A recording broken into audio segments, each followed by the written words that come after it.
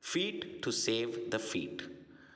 The great poet Rabindranath Tagore once wrote a children's poem called Jodani Shodh. In the poem, a royal king named Haburai went for a walk in the garden. There was a pond in the garden towards which he walked. His feet were worn out due to the mud on the road, the rough soil of the garden, and the slushy soil beside the pond. The king's feet had got extremely dirty. Not only that, dirty stains fell on the floor of the palace.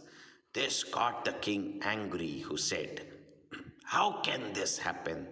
He ordered his courtiers, "Find out a solution so that my feet will not be covered with dust, mud, and gravel again."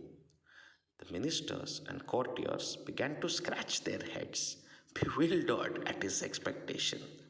How on earth is it even possible to walk bare feet on mud and still not have dirty feet? A minister said, "Let's lay a carpet in front of the king as he walks." Someone sneered at this suggestion. "How can this happen? How big a sheet do you need to carry with you to implement it? Once a bundle is used, how much time will it take to pick it up from the back and move it forward? How many people have to be engaged in the task? I'm afraid it is not feasible." Another minister suggested, "Let's cover the whole earth with cloth or leather."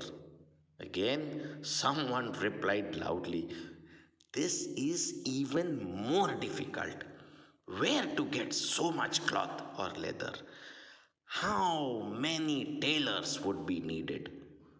Other such improbable remedies were suggested, but none of them were practical. It was not possible to implement them. An old, gaunt man was trying to make way for himself in the last row of the meeting. The king looked at him and allowed him to speak. The old man said, "Great king, instead of digging up the earth, how about making leather tools that can be worn on the feet? With such a tool, the feet will be covered. Dust and soil will not stick to the skin of the feet." The king liked the idea. That's how Joda was discovered in India.